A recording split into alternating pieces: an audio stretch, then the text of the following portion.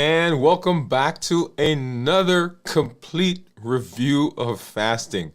Today, we're not talking about 33 hours. We're not talking about 56 hours. We've already talked about the transition zone, and we've already talked about adaptation. We've covered that. And today is the master class, fasting 101, if you will. How to fast, how to fast well, how to get fasting on purpose every single time. Think of this like building a house. Every fast has three phases. The setup, it is the steadiness or the consistency, and then it is how do we end.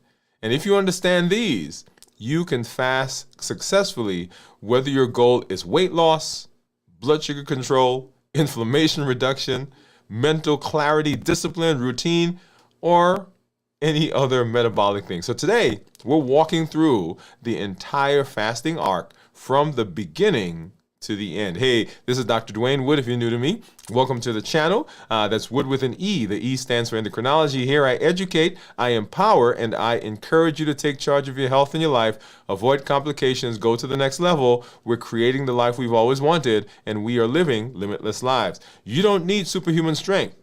You need a strategy you can trust, a plan you can follow, and you need support and determination to keep showing up every single time. I want to help you to have the success in your health like you're having in all the other areas of your life, so you can show up for those things that are so important, your family, your friends, for those dreams that you've been pouring into. We want you to be healthy and want you to be around for a long time. If you're new, go ahead and put new in the comments, because I'd love to welcome you with a hand clap and some music,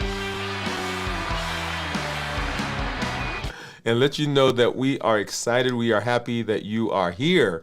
Whatever platform you're joining us from, whatever city, town, state, village, and of course, whatever country you're joining us from, I am so excited that you are here to join us as we move through the fasting space. What an amazing time we're having as we've walked through this week. Got some good stuff we're going to be taking a look at. I've got my monitors. Let's see.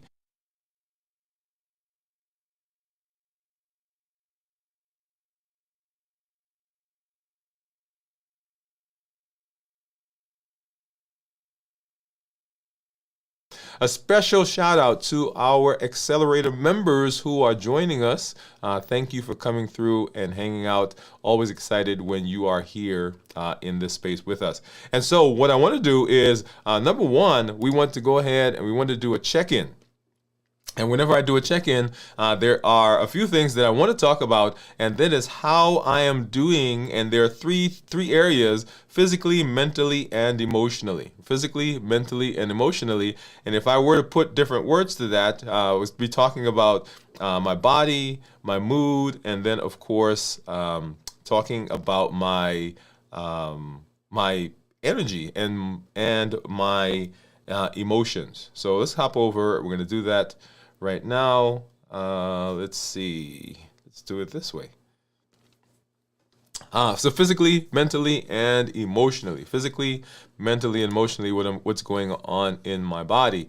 And this is an important one because this week, right, so we did our show last night, 56 hours, and then I started feeling a bit queasy, started feeling as though my stomach was upset.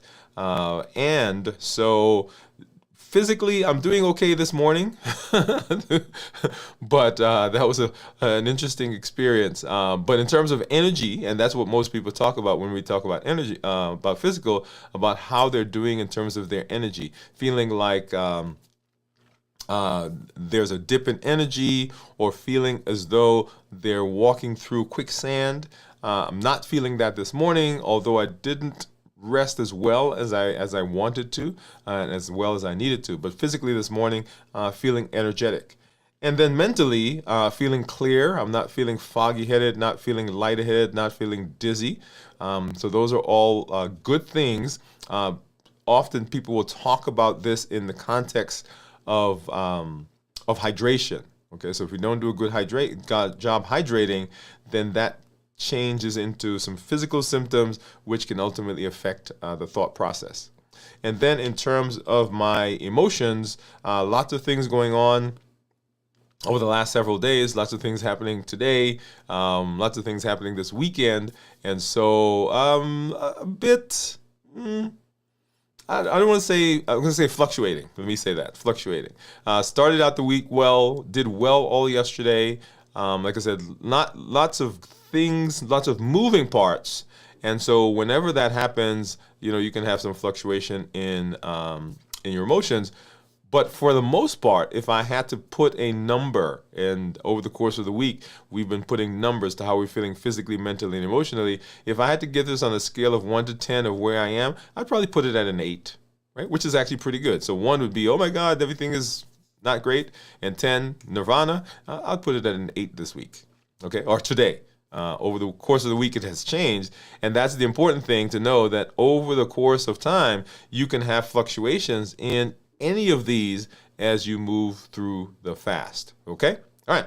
And then let's go ahead and we're going to take a look at my numbers on my CGMs. Before we get there, though, you heard me say that I felt a little I felt a little queasy. And so right at about 1:30 this morning, I actually broke my fast at 56 plus 6, 60, probably 65 hours into this week's fast, just to kind of get that dealt with. And you'll see that as we move through the numbers. So I wanted to let you know that as we get ready to look at those numbers, and you'll see that here in just a little while. All right, so let's go ahead and we're going to hop over to my monitor, and here is my Libre. And you'll see right there, right now, my Libre says that my blood sugar is 103. And if I take my finger and run it along the graph here, you'll see right, we started out right below 100, and that's the red part of the graph that you see. And then right at about 1 o'clock was when I broke the fast, and you'll see that kind of popped up into the low 100s, 120s, and right here this morning, that's when we had our toothpaste effect. And look at how much higher that was compared to what it normally is when I am in a full fast, right? So that's the toothpaste effect right there. And then, boom, coming back down over the course of the next couple of hours to where we are right now in the low 100s, okay? I love this because I can actually change the different reports. And two of the reports I like, of course, this one right here. This is my time in range. And you'll see I'm in range 82% of the time, 17% low, and then 1% very low. And that very low is below 54. If I look at the 90-day, you'll see I'm in target 80 or in range 85% of the time, with 14% low and 1% very low. Getting out of that graph and looking at this one, this is my average. And so for the last 7 days, you see this line right here, my average is 88. And jumping over to the 90-day. And the reason I go to the 90-day is because that's where our A1C comes from. It's an average over 90 days. So 89 for 90 days. And down here, you'll see it breaks it out into the different times of the day so that I can make decisions about what to do over the course of the day based on what my blood sugar is. So I love looking at that particular graph. And then let's go ahead and let's take a look at what's been going on with my, this is my Dexcom. Once again, that's 3 hours. And let's go ahead and let's do the 12 hours because that's where we were talking about on the Libre just a little while ago. So right in here, we started out in the low 70s, 80s, 80s, 80s. And so right at about 1 o'clock this morning was when I broke the fast.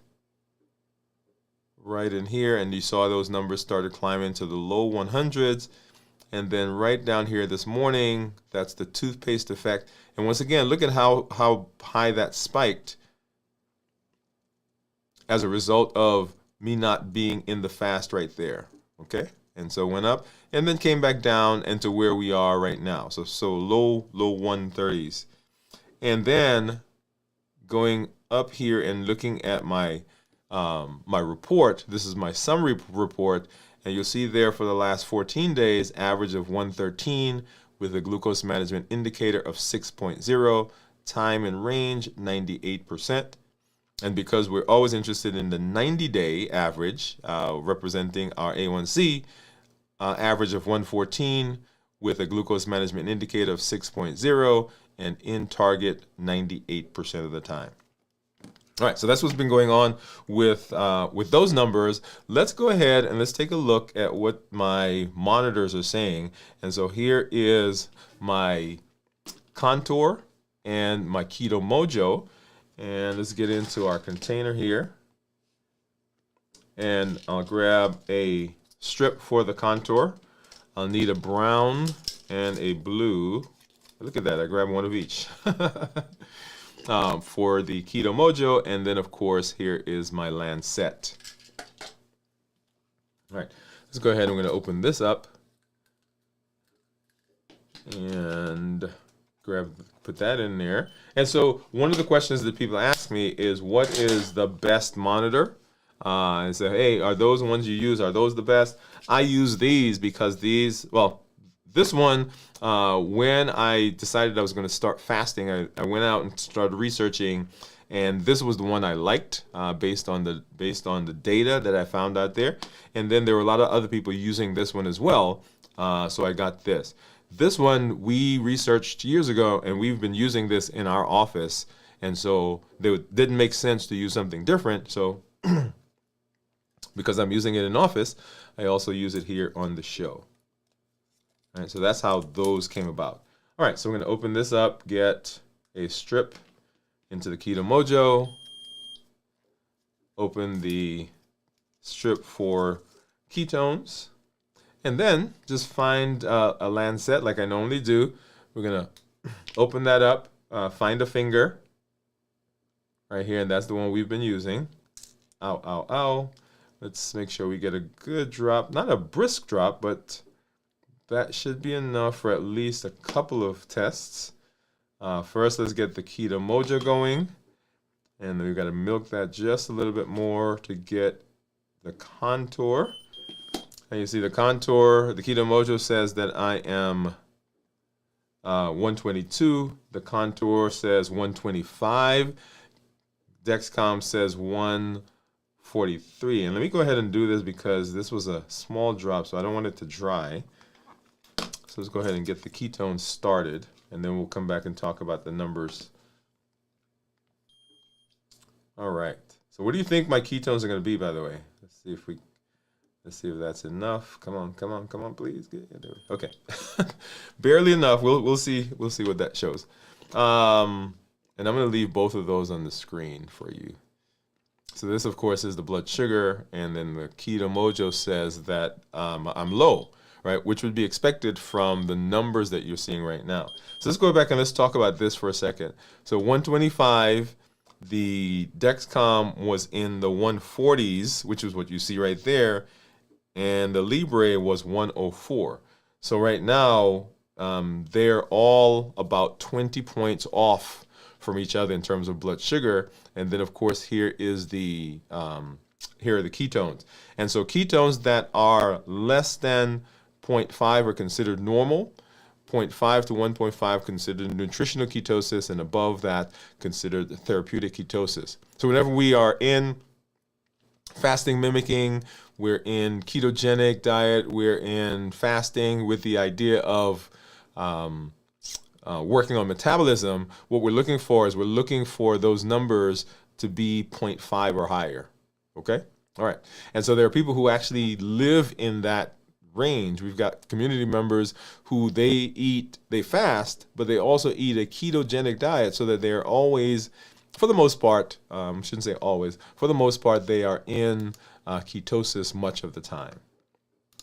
As you know, I do my fasting, but I don't do a ketogenic diet. So when I end my fast, I try to prolong the metabolic milieu, if you will, as long as possible. And so, we will tend to have ketones maybe 6 to 12 hours later, and then we go back to eating a balanced bites meal, which is not ketogenic at all, okay? All right, so let's go ahead and I'm going to play our Move campaign, We're going to go ahead and play the move campaign, and then we're going to get into our discussion for today. So let's go ahead and let's do that. Let's do that right now.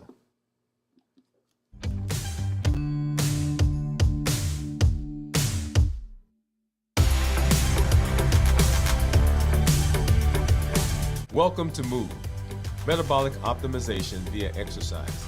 This isn't just about workouts. It's about moving your body, moving your habits, and moving your life forward. Each episode builds consistency, strength, and resilience step by step. I'm Dr. Dwain Woode, and together we're writing the story of health, transformation, and limitless living. This is Move. Let's get started.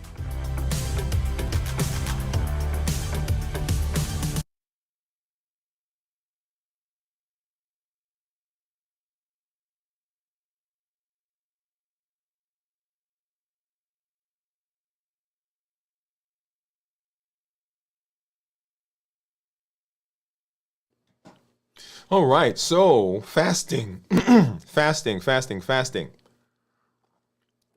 Now, most people struggle with fasting for a couple of reasons, and most of the struggle that happens with fasting is not having a clear understanding of the fasting process. Okay, and so as we've moved through fasting, we've talked about the motivation that brings that gets you into fasting, and so many things happen in our lives. We have an event, and an event could be anything. It could be someone becoming ill. It could be us having some significant health issue, or it could be simply us going to a conference or learning something new, or deciding that, hey, I've been at this for a while and I just need to I need to buckle down. And those are usually the places where the motivation for fasting comes from. Okay? And so people come into fast, and if they are not careful, if we are not careful, I should say if we are not careful, what ends up happening is we don't have a clear path into fasting, and so we end up not having success, and so we give up on fasting. And so people will try fasting several times. And so what we want to do is we want to make sure that you have a clear understanding of what fasting is, how fasting can be successful, and what fasting does for you. Okay? So this is the idea. And as we walk through our episode today, that's what I want you to be thinking about. How do you make sure that you understand what's going on in the fast? And how do you make sure that you understand what it is you're supposed to get and what's the best way to use the tool? And so once again, as you heard me say, we're not talking about the 33 hour, we're not talking about 56 hour, we're not talking about 16 hours. This really is how to fast well on purpose every single time. This is your master class on fasting. And we are going to walk through 3 different areas of fasting: the setup, the steady portion, that's the in-between, and then how to break the fast. Because if you understand that, then regardless of what your ultimate health goal is, it will be successful. So we'll walk through that entire arc from the beginning to the end as we talk through fasting. Okay? And so we are at 72 hours, and we're using this as a vehicle, not necessarily because we're talking about 72 hours, but because we're talking about the fasting. And whenever you're fasting, whenever you are going into the space, I want you to have as your as a barometer that you want to always be able to do a feelings check-in. We won't spend a lot of time right now talking about that, but just to put that in mind, it is going to be the way for you to understand how you are feeling physically, mentally, and emotionally. And then you also, as you're going through fasting, you want to make sure that you're looking at numbers And that's why I love the monitors that we use, because they give us objective data. The feelings one we talked about a minute ago, that is the subjective data. How am I feeling? What's my emotions like? What do I think my thought processes are like? But this gives me objective data. I can look at the number on the graph. I can look at the number on the monitor. I can look at the number if you're doing ketones by doing urine. I can look at the urine dipstick, and I can see what's going on in my body, and that gives me a objective marker of what's happening. Okay? But the blueprint system, how to fast well. Right? On purpose, every single time. That's the whole idea that we're walking through. And fasting, as we talked about, has 3 phases. The first one, of course, is the setup. And the setup is what happens. And I'm going to say most fasting doesn't really start at time 0. So sometimes we say, okay, what happens in the first 24 hours? And we tend to think that the first 24 hours, of course, is the time we start fasting and then the rest. But it actually happens before that. Fasting preparation determines fasting success. And most of the struggles that we have during the fast most of the struggles we have with fasting doesn't happen during the fast. It actually happens before.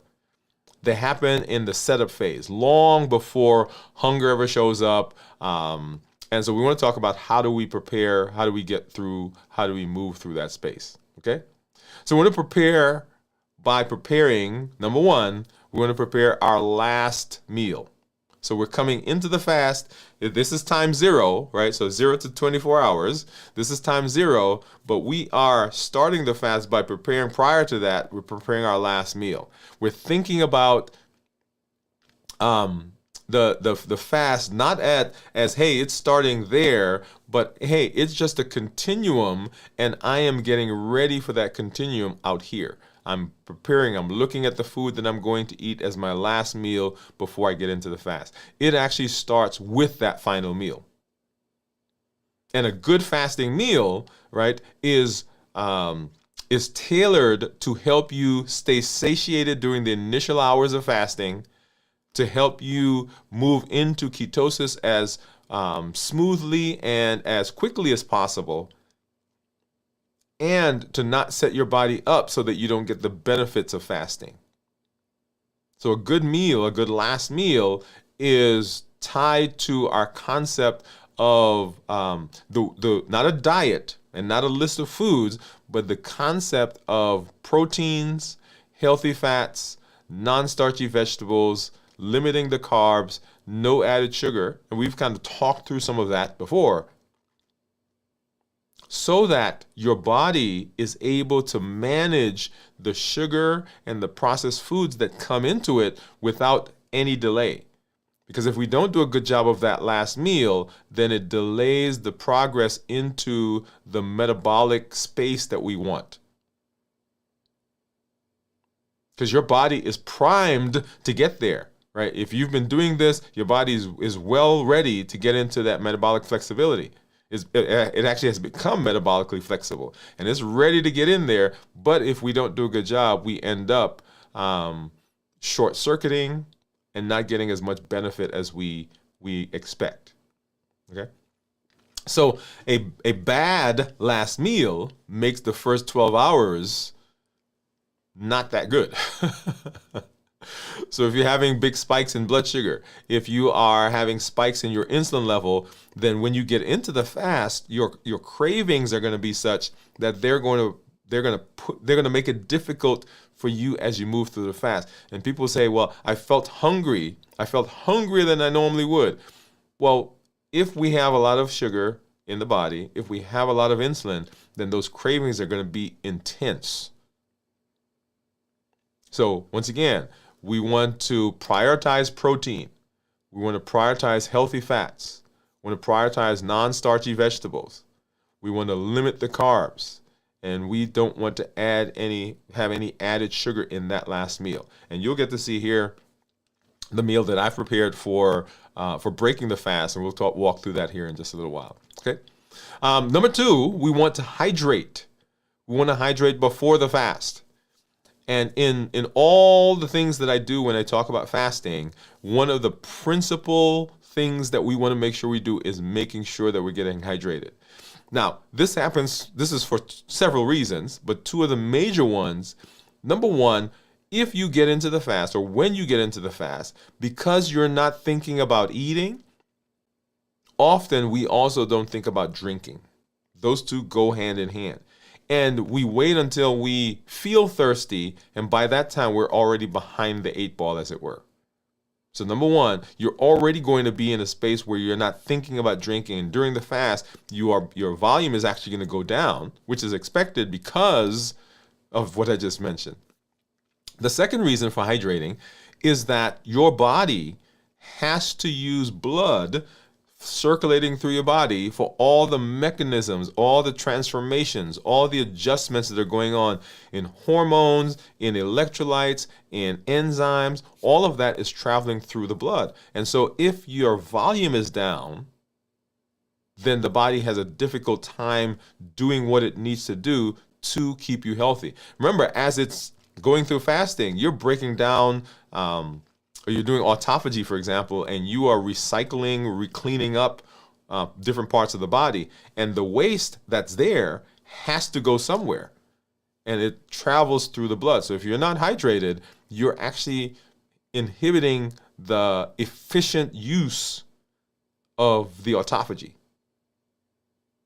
The other thing is, when your body has to use the volume, if your volume goes down, then your body has to make everything move faster. And so people will feel that palpitations, heart racing, and so forth. Okay? So you want to make sure that you're hydrated. Number three, you want to have a structure that will keep you going through the fast. You don't want to rely on the motivation that started the process. The motivation is great. I'm glad that you got it. I'm glad that it came, and I'm glad that it gave you the spark. But what is the structure you're putting in place to keep it going over the long haul? Because guess what? That motivation that you got, as strong as it is, as important as it is going to wane. It's going to begin going down. And what we want is when the motivation goes down, when the motivation goes away, we still want to be in the process of being healthy. So putting a structure together, good bedtime, making sure that you're getting good rest, making sure that your environment is conducive for fasting, making sure that you have some ways, some pre-fast affirmations, right? That I am healthy. I am doing something for my health. I am working to be healthy so I can be here for my family, for my friends, for my grandchildren.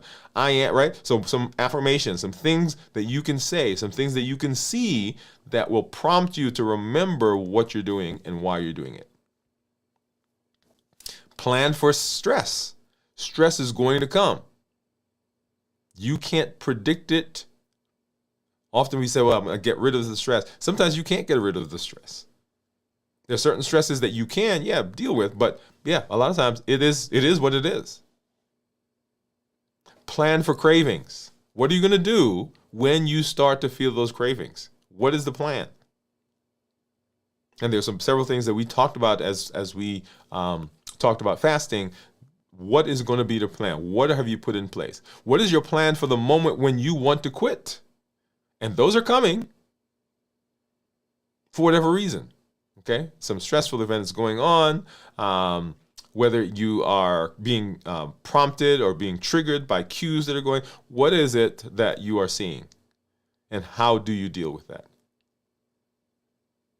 These are not emotional failures. They are structural issues. So structure prevents sabotage before it starts. Okay? You also want to know what your hunger, know your hunger waves. When does hunger come? When do you feel hunger? Right? When it usually comes in 20 to 30 minute ebbs and flows. So know your hunger cues. If you can ride the wave, it will pass.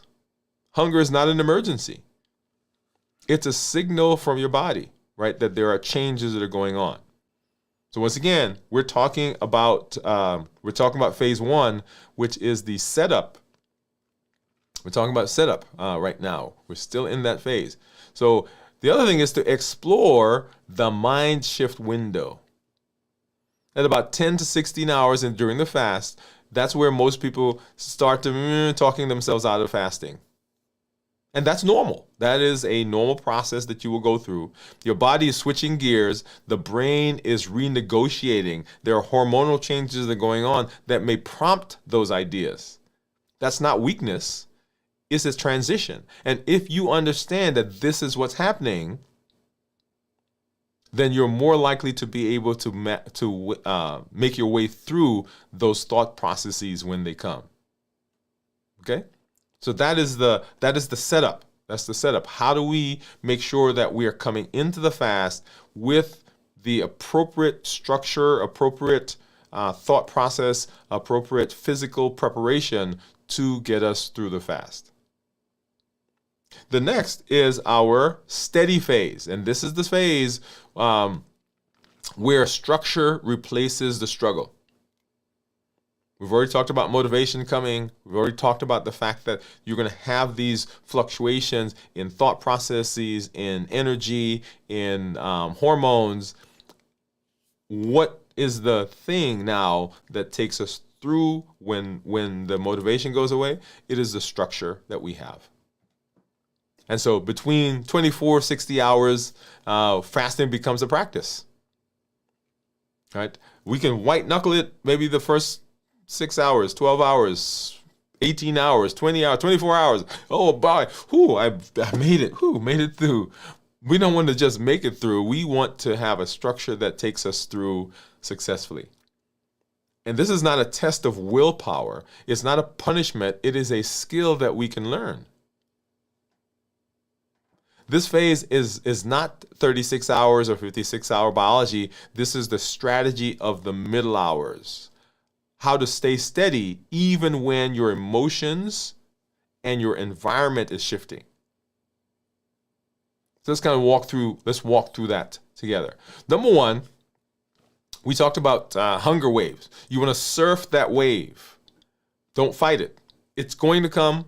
Understand it's going to come. Understand that it's not an emergency. We're not pushing through this by white knuckling it. We're observing it. We're not judging. And the question that we want to ask is this really hunger? Or is something else masquerading as hunger? For example, is it boredom? I can tell you the number of people who say to me, hey, man, I was doing fine. I was up late at night. I was watching TV, didn't have anything to do. And so there was some food in the fridge and there I was. So is it boredom? Is it a habit? Every time you do a particular thing, you snack. You get up, you go to the bathroom, you grab some nuts. You get up and you go to the go down the hall and you grab something to drink. You sit down to watch a movie, you get some popcorn, right? They are the habits that we get into. We see people in our office get up to go to lunch, and we're not hungry, but we get up and we go to lunch. Is it emotional discomfort?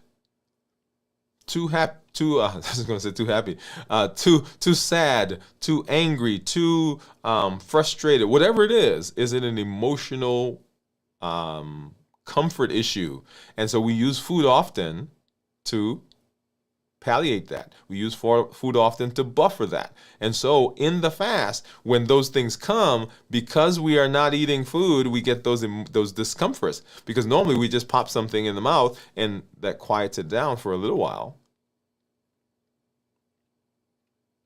And of course, pattern and cues, which we just talked about. People getting up and boom, you see that. You have smells in the office. Somebody asked me just this week, hey, does it bother you when we're warming our food up? Sometimes it does. And I have to get up and have to go somewhere else. So most hunger is pattern driven. Most hunger is emotionally driven. It's not physiologic. It's not your body saying to you, hey, we need you to go do this. It is... right? All those things we just talked about. So what do? You want to use walking as a fasting stabilizer. A 10 to 20 minute walk can smooth glucose. It can reduce cortisol, which is the stress hormone. It can calm your hunger, improve clarity, and reset your energy. Remember, move a muscle, change a thought. Movement is not a punishment. Movement is actually a way to help regulate what's going on in your body. And when you do that, you are doing a good job of using a tool to get what you need. The next thing, of course, is hydration with electrolytes, making sure that you're hydrating. Just like hydration is important to get into the fast, it's important as well during the fast itself. And you want to make sure that you are paying attention to this, and this may show up like cravings. Sometimes we confuse hydration with hunger. Also, if we're not doing a good job of our electrolytes, you may have to just put some salt in the water. Get one of the electrolyte packets that has sodium, potassium, maybe some magnesium that are in there. But listen to your body.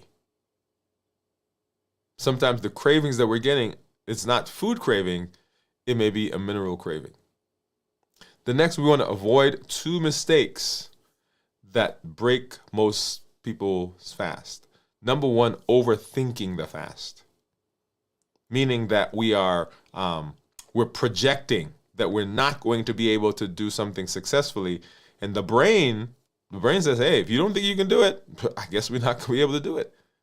And so it will create the situations where what you are believing comes through or comes true.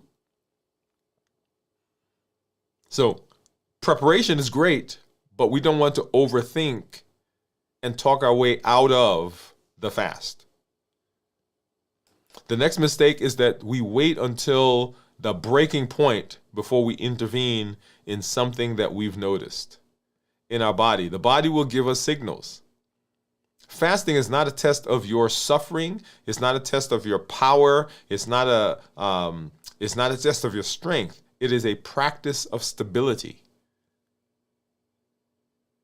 So if you are noticing something, like I mentioned to the group that I noticed, I was feeling nauseated. I was feeling burning in my stomach, indigestion. And so I ended up breaking the fast at 60 plus hours because I was listening to my body. So don't wait until the breaking point, because then what happens is your brain, your mind remembers that. And so the next time you want to fast, your body's like, last time we did that, it didn't go so well. So intervene before it becomes a problem. Protect your emotional window. Around that 36 to 48 hour emotional intensity will come in. Emotions can get stronger. This doesn't mean the fast is failing. It means that you are becoming aware. Because normally, what do? We pop some food. But now, because we're not doing that, we become very much aware of how we're feeling. And now we have to confront that. I like to say we're living life without the net. We're living life in the raw. And awareness is part of your restructuring. And then we want to watch for the wall. The wall is not a physical wall. It's a mental friction plus cortisol spike. Right? So the wall it's what's going on up here, which causes a spike in our cortisol. And those two will set up a system where we feel like this is not working. Ooh, let me get out of this. Right? It creates a sense of urgency or us feeling unsafe. And remember, what the body is looking for is looking to feel safe so that cortisol goes down. When that happens, then there's calm. So one of the solutions to this whole process, this idea of the wall, is hydration, making sure you're having good minerals in there, electrolytes, making sure you're having good rest, some light walking, move a muscle, change a thought. Maybe you do some breath work. right? Box breathing. Breathe in for 4, hold it for 4, breathe out for 4, hold it for 4. Do that 3 to 4 times. And then reconnecting with your why. Reconnecting with your why. That is a very important one. Because the why, right? That rhythm, the why. What are we doing? Why are we doing that? Anchor, right? Different words you've heard me say to understand the why. It is the thing that keeps you stable when things around you are moving. Think about that ship that's on sea, right? They drop the anchor so that the anchor keeps them where they are. Structure diffuses the wall, because when you're structured, you don't have to rethink it. It's already in place. And then I want you to think of calm as the new control. You're not chasing energy. You're not chasing willpower. You are steadying your energy. Your brain is using ketones. Your system is predictable. Your emotions are leveling. This is the moment where fasting stops being an effort and starts becoming design. Yeah. So that's the middle. That's how we get successful. That's how we move through fasting successfully. And then how do we break it? This is the breaking phase. Refeeding completes the metabolic loop. The end of the fast is just as important as the beginning. Breaking the fast well is what keeps next week's fast successful. If we do a great job here, if we do a good job here, then our body, our mind, our thoughts are prepared for next week. But if we do a poor job here, then in our head, well, that didn't work so well last time, or I didn't get the benefit, or I had whatever that list is that you'll come up with. So let's walk through that together. Your first bite after the fast determines what is going to happen for the next several hours, even several days. The first bite. One bite of high glycemic food can spike the insulin and shut down the metabolic work that your body just did, and turn that process backwards. So your first bite should be something that's gentle, slow, clean, protein, I don't want to say heavy, but prioritizing protein, prioritizing healthy fats.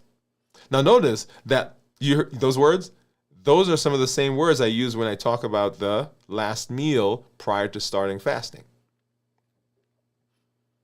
And that's on purpose, because the way that we eat to start the fast, to end the fast, or even when we are in our eating window is exactly the same. If we process it that way, then we don't have to worry about what to eat at any particular time.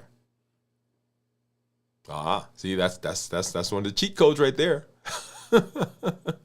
So gentle, because your GI tract is quiescent.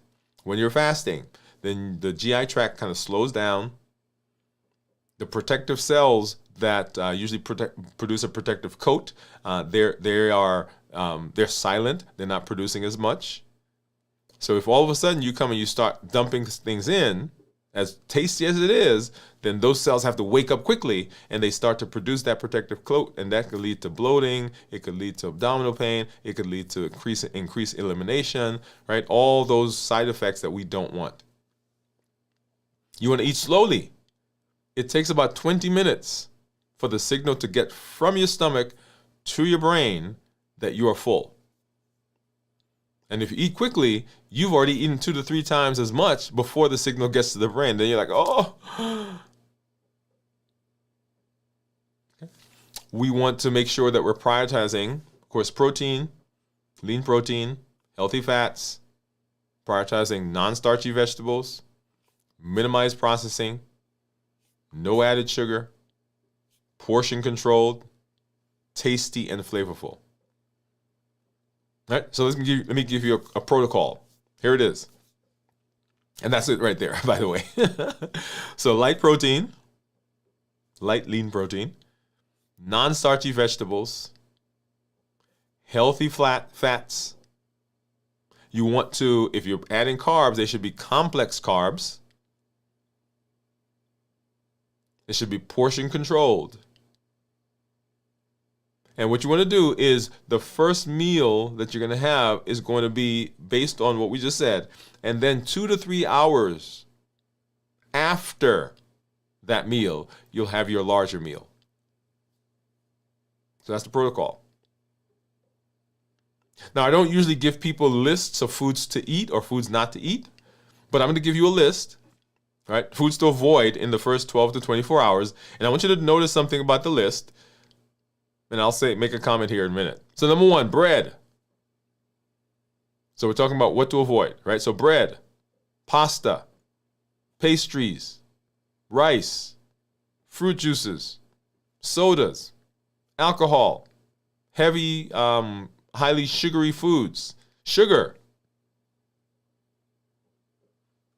Now, 2 things. 1, this is not an exhaustive list. Mean it doesn't have everything on there that you need to avoid. So don't think, well, hey, it's not on the list, so I can have it. So the list is designed to help you identify something. Notice that everything I just mentioned, bread, pasta, pastries, rice, fruit juices, soda, all of those are high carb foods. And so if you eat those, what happens is the blood sugar goes up, insulin spikes, and then of course, once insulin comes out, then we go down that rabbit hole. So how does digestion reset after a long fast? Well, your gut needs gentle onboarding. The first 6 to 12 hours are about rebuilding the digestive fire. When we talked about those protective cells that wake up and then they produce the coating, right? So let's give it the time it needs. And so in breaking the fast, we want to avoid the reward trap. The reward trap. Feeling proud. Oh man, God, I made it through. This is great. So let me go reward myself, and I'm going to reward myself with some baked goods, some sugary foods, right? And so what happens is we go through that process, sugar spikes, insulin comes out. Once again, we talked about the effects of having a lot of insulin on board. That's the metabolic cliff. Remember, structure is greater than reward. Follow the structure, right? The protocol we just gave. Wait 2 to 3 hours, then you have your big meal. The big meal should still follow our food thought process. And then you can still have some of the carbs, right? Some of those things that you like. But don't let those be the first thing. When we talk about our our protocol, one of the things that I didn't mention is whole foods, right? And when we talk about whole foods, we say whole foods first. Not only whole foods, but whole foods first. And this is the idea here. The protocol first. Follow the structure first. Once you get through the structure, you've done the initial meal. You've waited the 2 to 3 hours. You've had the larger meal. Now, right, because you are not all of a sudden shocking the system by those high carbs, now you can say, hey, Kim, now let me have some of that stuff. And then you want to plan for your next fast before you break this fast. Right? Talking about how do we get through the fast? Or how do we break the fast? Right? So breaking the fast, refeeding, it completes that process. But before we get to the next fast, we want to plan, before we break this fast, we want to get to the next fast. That will help us to keep the process going. It will set us up because we anticipate the next fast, and now we're thinking about fasting, even as we're breaking the fast for this week. So let's talk a little bit about the inner design loop. Remember, the inner design loop is our mechanism for being able to monitor what's going on in our body and to make iterative or on-the-spot changes. So every Friday as we go through this, we're doing some time of reflection, looking at this inner design loop. What worked this week? Number one, our anchor. What was it that helped us through this process? We're going to write that down because that thing that worked, that's going to be important for us as we move into fasts in the future. So anchor. Number two, align. Where did my rhythm feel steady? What was going on? What was the thing I was doing? What were the choices I was making that helped my rhythm feel steady? Because that we want to keep. Right? So we're creating a structure, we're building a structure, and we want all the stuff from this fast that are working. That's what we're going to change. That's what we're going to keep. And then we adapt. What will you tweak? Right? So number one, what worked this week? What felt steady? And then what will I tweak for next week to support the structure that I currently have? So we're always taking the positive and saying, okay, what can I adjust? So small adjustments create predictable success. Small adjustments create predictable success. We're not talking about making big, giant changes. So the fasting system. So today we didn't just talk about the science. We studied a system. A thing that you do is great, but a system that involves that is even more powerful. When you prepare for the fast, when you manage the fast, and you break the fast on purpose, fasting becomes predictable, predictability becomes safety, safety becomes consistency, and consistency becomes transformation. So structure turns that discipline into design, and design turns fasting into freedom. Yeah, that's the idea. So once again, we're not looking to do something just today or tomorrow or the next day. We're looking to do something that's going to last us for a long time because we want to be healthy. We want to keep showing up. And if we're going to keep showing up, we need something that's going to be on point. Yeah? So you've completed another week of deciding that you are going to do what you need to do to be healthy. You've learned the fasting system. You've seen your numbers stabilize. You've built trust with your metabolism, and your metabolism is learning to trust you back. That's an important point.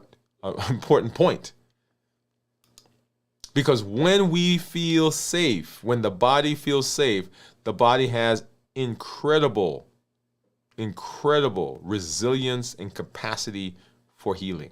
So we want to give it everything it needs so that we set it up for that healing process. That is fasting.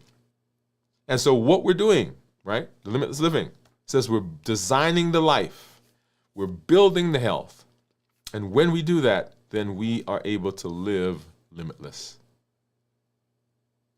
We continue fasting. We continue the process. We continue the push to be healthy. We continue making those choices on a weekly and a daily basis. And if we make the process simple, then it's not a arduous thing. If we continue in the rhythm, the alignment, and the structure. Do you have those things in place that takes motivation out of the picture and allows the system to still work when you don't feel like it? Join us for our next episode, and we will continue doing our fasting, continue making choices to be healthy. Thank you for joining me for this one. We'll see you next time.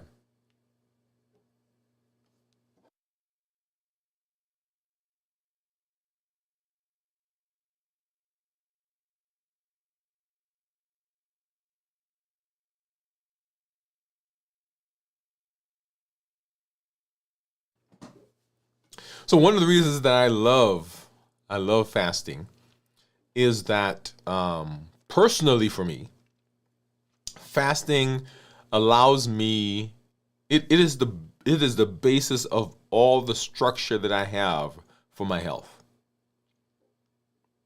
It is the basis for all the structure I have for my health. Because I know when I'm fasting, I've got my fasting window. I know because I'm thinking about fasting, I think about my eating window as well. Because I'm thinking about my eating window, that has implications for my movement. And because it has implication for my movement, I've got to be structured in the process. So lots of things have been going on with me personally over the last several weeks. And the thing that has kept me going, the thing that has kept my health the way I want it, is because the structure is in place. Because raise your hand, come on. You know that when we get out of routine or something happens, it throws the routine off if the routine is not solid. And so because the fasting is a pivotal pillar in my routine, it helps me to regulate all the other components. So in this space, I've asked you to come up with three things. One, movement non-negotiable. What is going to be the movement anchor? I do push-ups. When I can't get out, when my doctor says don't do this, I do some push-ups. Yours may be walking, maybe yoga, maybe rowing, maybe elliptical, whatever it is. What is your one non-negotiable for movement? And then, number two, non-negotiable, is a fuel non-negotiable, meaning food. How do you think about and how you treat your food? What is your non-negotiable? My food non-negotiable is my fasting.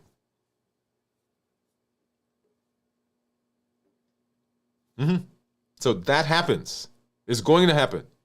It may not look the same as it did here, right? So 60-something hours rather than 72. Maybe your fasting may not look like a 24 this week. Maybe it looks like a 16-8, which is okay. But what's your non-negotiable?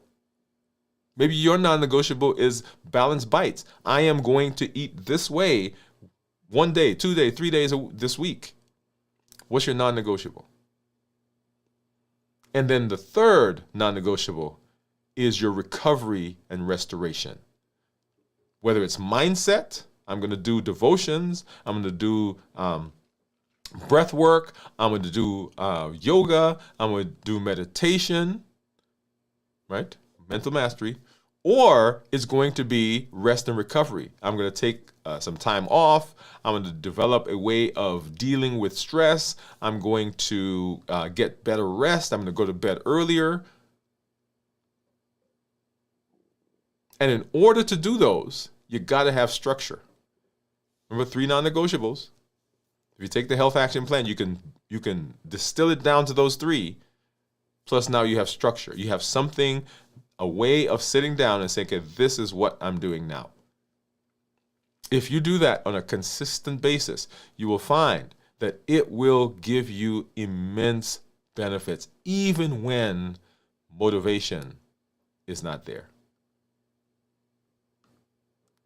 That's why I love this process. I love the fasting. Everything that we do here is based on our formula. We educate, we empower, and we encourage. That's a triple E formula for success. We educate with the shows, with the podcasts, with the blogs. We empower with the tools that we're using. And we encourage with the community that you're a part of, that you are growing, that you are contributing into. Your story. When I hear your stories, when I listen to you, those stories encourage me, and we get to share that with the community at large. the successes with weight going down, getting off of medicine, being able to get our A1C down, getting getting off of blood pressure medicine. All of those things are benefits that enrich the community. We also get to come alongside you when you are having those points where things are not quite going the way you expected. We get to say, hey, this is how I did it. Or we just get to listen and allow you the space to be who you are without judgment. And then you also are a voice. You are an ambassador. I'm deputizing you to say to your family, to your friends, to your community, to your doctor's office, to your church, that we can be different.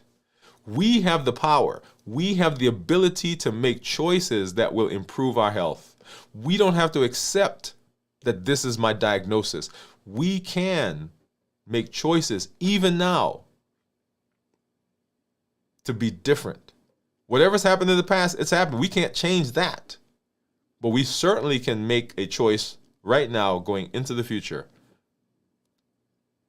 And we can be different. We're showing up with our best self, our best health, and our best plans. We're not allowing anything from outside or inside to prevent us from doing what we need to do. That's it.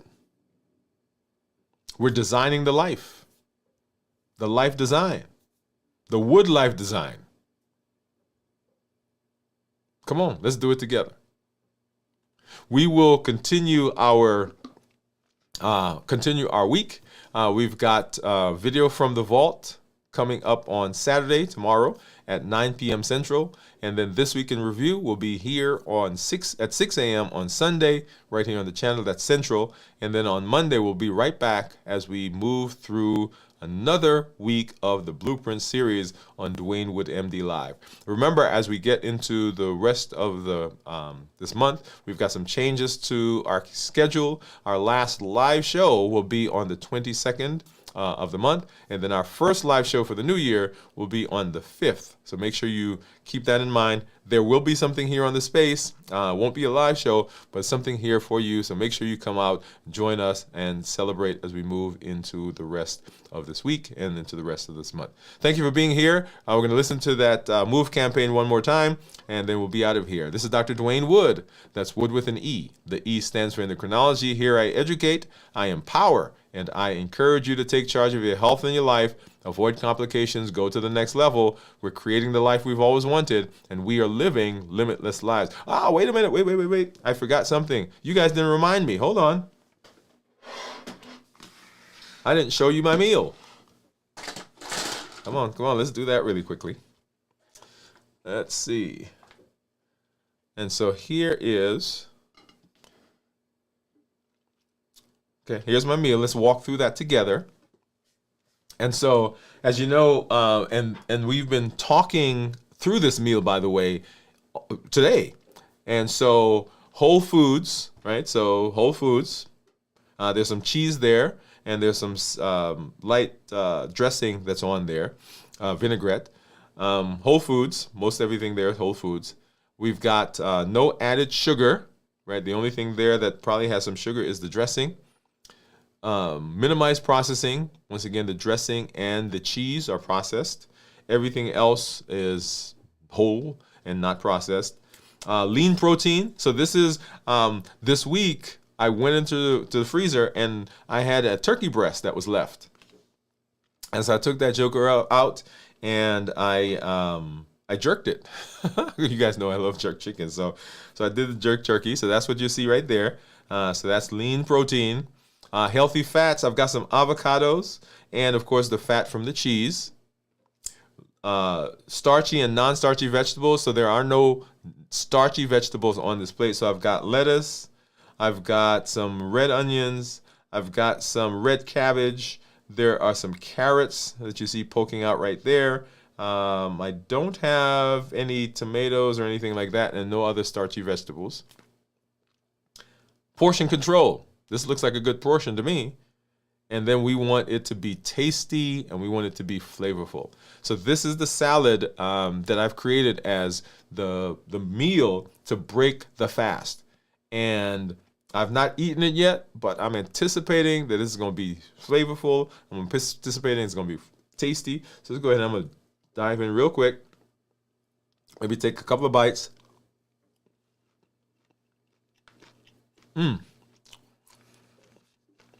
That turkey right there, man.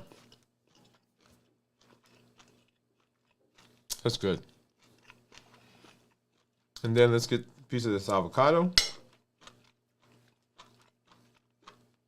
And the reason I like salads, the reason I like salads is that salads give me bulk, keep me fuller longer as I get out of the fast. They blunt the absorption of carbs, so I don't have a big spike in my sugars. They also have minerals, vitamins, they have fluids, right? So I'm getting a healthy meal. And let me talk about that word healthy. Healthy does not mean good for blood sugar. Those are not synonymous. Healthy simply means that overall the meal has good health benefits. So just because somebody says it's healthy for you does not mean it's good for your blood sugar. I just want to make that point. But so it's healthy. It has lots of vitamins, minerals. It has all the components that we just talked about in terms of our meal protocol. So this is the type of meal when you're looking at refeeding and looking at what am I going to eat following my fast or the last meal before my fast, and in fact the meal that I'm going to eat in my eating window. If you follow this, then there's no worry about what I'm going to eat because there's all the same type of thing. And notice there is not a list to eat this and not eat that. It is simply a way of thinking about the food. Okay? All right. Well, I wanted to make sure we did that. Once again, this is Dr. Dwain Woode. That's Wood with an E. The E stands for endocrinology. Here I educate, I empower. I encourage you to take charge of your health and your life, avoid complications, go to the next level. We're creating the life we've always wanted, and we are living limitless lives. We are here. I am here because I want you to be successful in your health, just like you're successful in the other areas of your life. So you can show up for those important events and occasions in your life, for family, for friends, for community, and so you can live and enjoy those dreams that you've been pouring into. You don't need superhuman strength. What you need is a strategy you can trust. You need a plan you can follow, and you need the determination and the support to keep showing up every single time. Thank you for being here. We'll see you as we move through the rest of the week. Make sure you join us for our shows, and we'll see you back right here for Dwain Woode MD Live on Monday, 7 p.m. Central. Let's look at this move campaign, and then we'll be out. Bye-bye, everybody.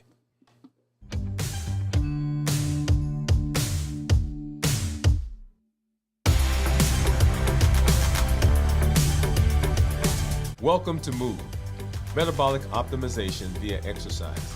This isn't just about workouts. It's about moving your body, moving your habits, and moving your life forward. Each episode builds consistency, strength, and resilience step by step. I'm Dr. Dwain Woode, and together we're writing the story of health, transformation, and limitless living. This is Move. Let's get started.